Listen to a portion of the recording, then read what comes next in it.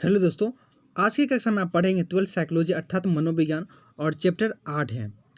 उससे पहले आपको बता दूं तो हम अध्याय 1 से अध्याय 7 तक कंप्लीट करवा दिए हुए हैं। यदि आप नहीं देखे तो जाकर देख लीजिएगा, ठीक ना। और अध्याय 8 का जो नाम है मनोविज्ञान एवं जीवन, क्या नाम है? मनोविज्ञान एवं जीवन, जो कि आपके एग्जाम के लिए बहुत ज़्यादा इंपॉर्टेंट है, जो कि ऑब्जेक्टिव आपको करवाएंगे। और इसका पीडीएफ आपको टेलीग्राम पर मिल जाएगा। यदि आप टेलीग्राम पर नहीं जुड़े हैं तो जुड़ जाइए, ठीक है ना। लिंक डिस्क्रिप्शन में है। चलिए शुरू करते हैं। उससे पहले और चीज़ आपको बता दूं, चैनल पे नहीं हो चैनल को जरूर सब्सक्राइब कर दीजिएगा और साथ में शेयर कर दीजिएगा। चलिए शुरू करते हैं।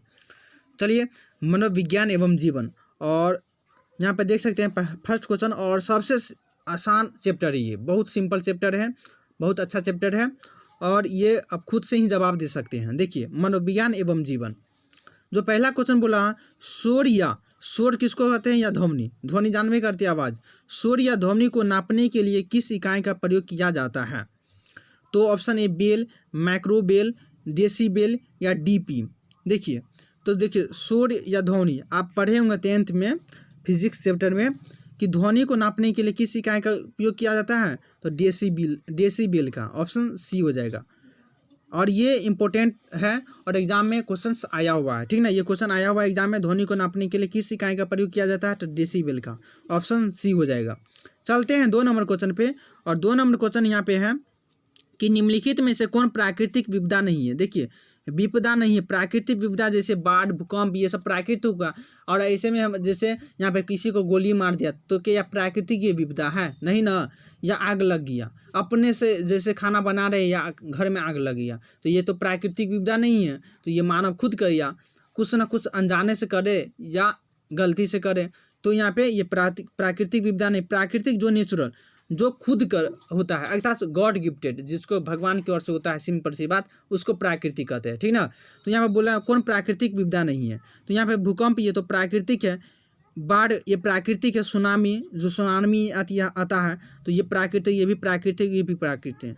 लेकिन यहाँ पे बोला प्राकृतिक विपदा नहीं है। तो विषैली गैस का कारखाने में रिसाव, आप मान लीजिए विषैली गैस, जैसे यहाँ पे कोई कीटनाशक दवा बना रहा है, ठीक, एक कोई भी कारखाना में, और उसमें जो उसका रिसाव हो जाता है, जैसे भोपाल में जो रिसाव हुआ था आज से बहुत समय पहले, ठीक ना, आज से 30-35 साल पहले रिसाव हुआ था, भयंकर तो हुआ था इंडिया में, बहुत ज़्यादा।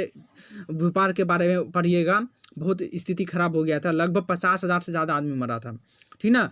तो वहाँ पे रिसाव हो गया था, वह प्राकृतिक नहीं है, ये मानव के द्वारा किया गया। तो यहाँ पर प्राकृतिक विपदा नहीं है, तो ये ऑप्शन बी लगा दीजिएगा। 3 नंबर बोला है, निम्नलिखित में से कौन से निर्मित पर्यावरण के उदाहरण है? निर्मित मतलब खुद से बनाया गया पर्यावरण के उदाहरण है। नगर यहाँ पे आदमी खुद बनाता है, बांध खुद बनाता है, बांध यहाँ पे नदी है, नदी के ऊपर जो किनारे किनारे जो बांध मिट्टी डालकर बना देता है, बांध खुद बनाता है। पुल बनाता है, आदमी खुद बनाता है। तो नगर भी बनाता है, बांध भी बनाता है, पुल भी बनाता है, तो उपरयुक्त सभी हो जाएगा। तो 3 का ऑप्शन डी हो जाएगा। ये निर्मित बोल रहा है, इसलिए निर्मित मतलब बनाना, खुद से, मानव निर्मित जिसको बोल रहा है, तो पर्यावरण के उदाहरण है, तो ऑप्शन डी हो जाएगा। 4 नंबर बोल रहा है, मानव निर्मित विपदा के उदाहरण नहीं है। क्या बोला? मानव निर्मित बोला विपदा, जो मानव के द्वारा नहीं बनाया गया, कौन सा नहीं है? युद्ध या कारखानों में विषैली गैस का रिसाव या महामारी या तूफान। देखिए, युद्ध ये मानव खुद करता है, कारखानों में विषैली गैस का रिसाव ये मानव अनजाने में हो या गलती से जैसे भी हो तो खुद करता है। महामारी कोरोना जैसे अभी महामारी फैला हुआ है, ये आदमी खुद किया है ना। तो यहाँ पे ये तो, लेकिन यहाँ पे बोला है मानव निर्मित विपदा नहीं है, तो ये तूफान गॉड गिफ्टेड अर्थात प्राकृतिक विपदा है ना। तो ऑप्शन डी हो जाएगा। तो 4 का ऑप्शन डी। 5 नंबर बोला है, मानव पर्यावरण संबंध का वितरण प्रस्तुत करने के लिए निम्नलिखित में से किस मनोवैज्ञानिक ने 3 उपागमों का वर्णन किया? फिर से क्वेश्चन समझिए। मानव पर्यावरण संबंध का विवरण, जो मानव पर्यावरण संबंध का विवरण जानने के लिए या प्रस्तुत करने के लिए जो किस मनोवैज्ञानिक ने 3 उपागम दिए? तो option A Stokols, option B John Dollard, option C Albert Bandura, option D Edward Hall. तो यहाँ पे देखिए 5 का हो जाएगा ऑप्शन ए स्टोकोलस ने मानव पर्यावरण संबंध का विवरण जानने के लिए जो कि 3 उपागम दिए थे, एक अनुकूलन, दूसरा अवसर की संरचना तथा तीसरा दिए थे सामाजिक सांस्कृतिक प्रतिमान, ठीक ना। चलते हैं नेक्स्ट क्वेश्चन पर 6 का। अच्छा, 5 का हो जाएगा ऑप्शन ए। 6 नंबर बोला है, निम्नलिखित में से किस मात्रात्मक से ध्वनि मापा जाता है, अभी तुरंत बताएं तो यहाँ पे डेसिबल, 6 का ऑप्शन सी हो जाएगा।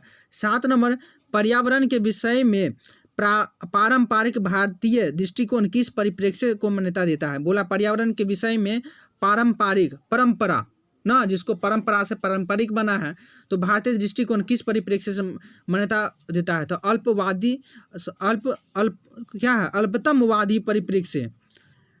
सेकंड है नैमित्तिक परिप्रेक्ष्य, ऑप्शन सी है आध्यात्मिक परिप्रेक्ष्य, ऑप्शन सी उपर्युक्त सभी। देखिए तो यहाँ पे बोला पर्यावरण के विषय में पारंपरिक भारतीय दृष्टिकोण। देखिए पहले अल्पतमवादी अल्पतम मतलब बहुत कम, परिप्रेक्ष्य मतलब दिखना, बहुत कम दिखना, इसका अर्थ होता है। जैसे यहाँ पे क्या दिखना, तो पारंपरिक, परंपरा जो चलता आ रहा है उसको बहुत कम देखना। नैमित्तिक परिप्रेक्ष्य, नैमित्तिक का अर्थ होता है कि ज्योतिषी या निमित्त से किया जाने वाला या शोध किया जाने वाला, हाँ, या ज्योतिष से। तो यहाँ पे बहुत पारंपरिक बात करें तो बहुत कम होता है ये भी। लेकिन आध्यात्मिक परिप्रेक्ष्य की बात करें, आध्यात्मिक जो अपना आत्मा और परमात्मा से मिल जाना ना परिप्रेक्ष्य, तो यहाँ पर ऑप्शन सी हो जाएगा। तो ये होगा ना, ये होगा ना, ऑप्शन सी हो जाएगा। 7 का ऑप्शन सी, आध्यात्मिक मतलब आत्मा परमात्मा से मिलन, तो 7 का ऑप्शन सी।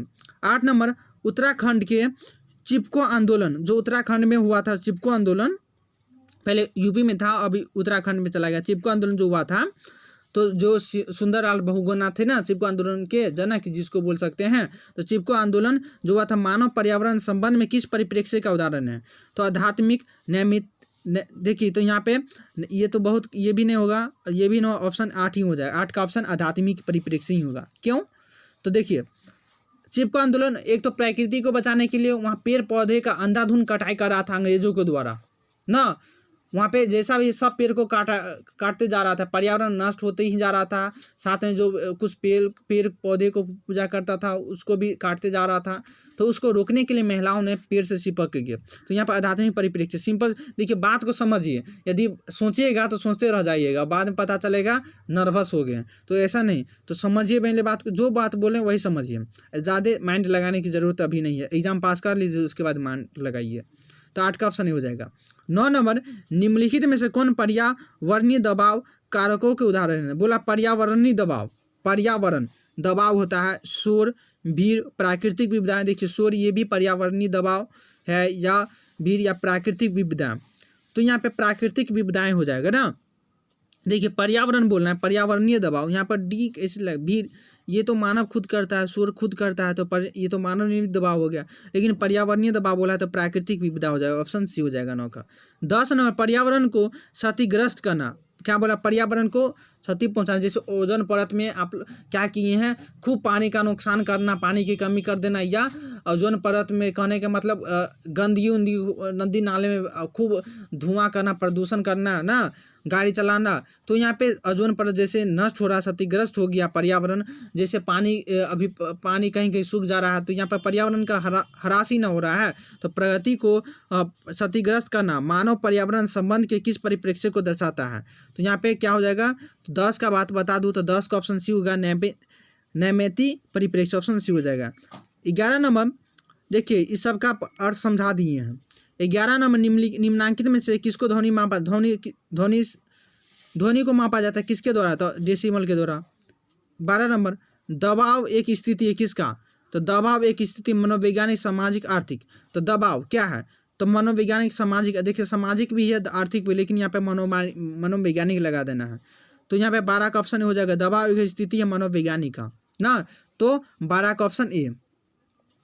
चलिए 13 नंबर, CFC या CFC जानवे करते हैं, या क्लोरोफ्लोरो ओजोन परत वाला, जो क्लोरोफ्लोरो ओजोन परत क्यों ह्रास हुआ था, क्लोरोफ्लोरोकार्बन के कारण। तो CFC या क्लोरोफ्लोरोकार्बन किसे प्रदूषित करते हैं, मृदा मतलब मिट्टी, जल मतलब पानी, वायु मतलब जानवे करते हैं। तो यहाँ पे जो क्लोरोफ्लोरो या CFC है किसको प्रदूषित करते हैं, तो देखिए यहाँ पे जल को भी वायु को भी करते हैं। तो सबसे ज़्यादा यहाँ पे वायु को करते हैं, तो ऑप्शन सी लगा देना। ओजोन जैसे परत, ओजोन परत को क्यों सबसे ज़्यादा किसके कारण, तो क्लोरोफ्लोरोकार्बन डाइऑक्साइड के कारण हुआ ऐसा। तो यहाँ पे वायु इसी के कारण था, तो ओजोन परत का ऊपर ना, तो यहाँ पे ऑप्शन सी हो जाएगा 13 का। चलते हैं 14 नंबर, कार्य निष्पादन पर शोर मतलब हल्ला, के प्रभाव को शोर की कौन सी विशेषता निर्धारित करती है? फिर से, कार्य निष्पादन पर शोर के प्रभाव को कौन सी विशेषता निर्धारित करती है? तो यहाँ पे हो जाएगा शोर की तीव्रता, जोर से चिल्लाना, या भविष्य कथनशीलता, या नियंत्रणिकता, या उपयुक्त सभी। तो यहाँ पे 14 का क्या हो जाएगा बताइए? तो यहाँ देखिए, कार्य निष्पादन के शोर के प्रभाव को कौन सी विशेषता निर्धारित करती है? शोर की तीव्रता, ये भी भविष्य कथनशीलता, मतलब उपयुक्त सभी लगा दीजिएगा। चलिए, भोपाल गैस त्रासदी कब हुई थी? इंपॉर्टेंट है, भोपाल गैस त्रासदी कब हुई थी? तो 2 और 3 दिसंबर 1984 को हुआ था ना। तो यहाँ पे ऑप्शन ए लगाना है। अब 2 और 3 दिसंबर 1984 को हुआ था, तो यहाँ पे ऑप्शन ए लगा देना है। भोपाल बताए थे बहुत, इसमें 50-60 हज़ार आदमी मर गए थे, विकलांग विकलांग, और जो बचा था विकलांग विकलांग हो गया, अंधा बहरा हो गया था। तो 15 का ऑप्शन ए लगा देना। 16 नंबर, सड़क बोध आदि उदाहरण है किसका?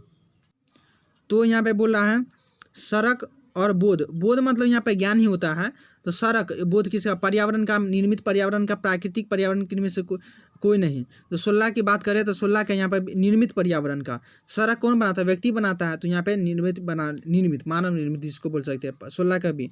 17 नंबर, अवशिष्ट पदार्थ जो जैविक रूप से सड़नशील नहीं होते हैं। अवशिष्ट पदार्थ, तो यहाँ पे अवशिष्ट जो जानवे करते हैं बेकार, तो प्लास्टिक, धातु से बने पात्र, टीन, तो उपयुक्त सभी हो जाएगा 17 का जी। 18 नंबर, निम्न में से किन कारणों से अभिघातज उत्तर दबाव विकार उत्पन्न होता है? अभिघातज दबाव, शोर, प्राकृतिक विपदाएं, प्रदूषण, भीड़। तो यहाँ पे देखिए, अधिक बोला अभिघातज दबाव, तो यहाँ पे प्राकृतिक विपदा के कारण ना, बाढ़ आ गया, तूफान आ गया, तो सबसे ज़्यादा अभिघातज हो गया। तो 18 का बी लगा देना है। 19 नंबर, अंतराव्यक्तिक का अर्थ जानते ही होंगे कि शारीरिक एक तरह से मिलजुल जाना ना। अंतराव्यक्तिक मतलब शारीरिक रूप से मिल जाना। तो यहाँ पे अंतराव्यक्ति समझ गए। तो भौतिक दूरी में व्यक्ति किस प्रकार की दूरी बनाए रखता है? तो भौतिक मतलब शारीरिक, देखिए यहाँ पर तो ऑप्शन ए ही हो जाएगा। आर्थिक मानसिक तो होगा नहीं, आर्थिक हो जाएगा, भौतिक हो जाएगा, मतलब शारीरिक। अंतराव्यक्ति का अर्थ होता है शारीरिक रूप से मिल जाना ना। तो यहाँ पे 19 का ऑप्शन ए लगा देना है। 20 नंबर, किस मनोवैज्ञानिक ने स्थिति पर निर्भरता के आधार पर 4 प्रकार की अंतराव्यक्ति दूरी बताया है? तो किस मनोवैज्ञानिक ने बोला है, किस मनोवैज्ञानिक ने स्थिति पर निर्भरता के आधार पर 4 प्रकार की अंतराव्यक्ति दूरी को बताया है? तो यहाँ पे जॉन डोनाल्ड स्टोकल्स, एल्बर्ट हॉल, या एल्बर्ट बंदूरा। तो यहाँ पे 20 का हो जाएगा जो एल्बर्ट हॉल, ऑप्शन सी लगा देना 20 का। 21 नंबर, अंतरंग दूरी में एक व्यक्ति कितनी दूरी पर दूरी बनाए रखता है? देखिए, अंतरंग दूरी का अर्थ होता है भावनाओं के निकट।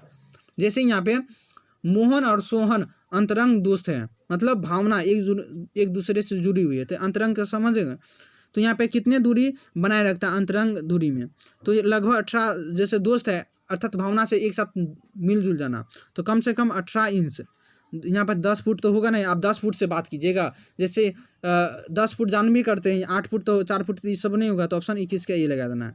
22 नंबर, निम्नलिखित में से किस प्रकार पर निर्धनता तथा वंचन पर प्रतिकूल प्रभाव पड़ता है? निर्धनता मतलब अभिप्रेरणा, संज्ञानात्मक अभिप्रक्रिया, व्यक्तित्व, उपयुक्त सभी। तो यहाँ पे देखिए 22 का उपयुक्त सभी हो जाएगा। 23 नंबर, शुद्ध वायु कहलाती है? तो देखिए ऑप्शन ए ही होगा। 78.98% नाइट्रोजन, मतलब 70, जिसको 78% नाइट्रोजन, 20% ऑक्सीजन और 3% जो कि ऑक्सीजन, ये शुद्ध वायु है, बाकी ये सब नहीं है, ठीक ना। तो ऑप्शन यही हो जाएगा, याद कर लीजिएगा, इंपॉर्टेंट है। वैसे रासायनिक नाम एक तरह से है इसका, पहले याद ही होगा, आप लोग पढ़े होंगे, 10th पास करके आए होंगे। तो चलते हैं नेक्स्ट क्वेश्चन पे। 24 नंबर, पर्यावरण उन्मुख व्यवहार नहीं है। पर्यावरण उन्मुख व्यवहार अर्थात यहाँ पे पर्यावरण को बचाना होता है, उसी को पर्यावरण उन्मुख व्यवहार किसको कहते हैं? पर्यावरण को बचाने के लिए कुछ उपाय सोचना ना, उसको पर्यावरण उन्मुख व्यवहार कहते हैं। तो पर्यावरण उन्मुख व्यवहार नहीं है, बोला नहीं है। तो पर्यावरण की समस्याओं का संरक्षण करना, ये तो होगा। पर्यावरण को नष्ट करना, तो ये तो नहीं होगा, ऑप्शन बी हो जाएगा। स्वस्थ पर्यावरण को उन्नत करना, पर्यावरण मित्र वस्तुओं का उपयोग करना, ये सब तो होगा। तो यहाँ पर 24 का ऑप्शन बी हो जाएगा। ऑप्शन चारों पढ़ा कीजिए, उसका आंसर दिया कीजिए। 25 नंबर, भारतीय परिप्रेक्ष्य में निर्धन किसे कहते हैं? निर्धन अर्थात गरीब, तो आमदनी कम और जीवन अपर्याप्त हो, मतलब रुपया कम हो, जीवन बहुत लंबी हो। तो यहाँ पे ये हो जाएगा बी। आमदनी अधिक हो पर आवश्यकता कम हो, आमदनी और आवश्यकता दोनों अधिक हो, इनमें से तो ऑप्शन ये हो जाएगा, आमदनी कम हो और जीवन अपर्याप्त हो। तो 25 का ऑप्शन है। तो ये जो कि एक और चैप्टर बाकी, एक और चैप्टर करवा देंगे, उसका साइकोलॉजी का पूरा चैप्टर कंप्लीट हो जाएगा। और 2020 का क्रेश कोर्स जाकर वीडियो देख लीजिए, ऑब्जेक्टिव के लिए सब्जेक्टिव भी करवा दिए हम कुछ, जाकर देख लीजिए। सबका नीचे डिस्क्रिप्शन में लिंक है, सब जाकर देख लीजिए। टेलीग्राम पर PDF डाल देते हैं और अन्य तरह की बात इस पर होता रहता है, तो आप लोग जुड़ जाइए। फेसबुक पर बिहार बोर्ड से लेटेस्ट न्यूज़ पा सकते हैं, इंस्टा पर हमसे पर्सनल बात कर सकते हैं। तो आज के लिए इतना ही, धन्यवाद। सभी जगह शेयर कर दीजिएगा।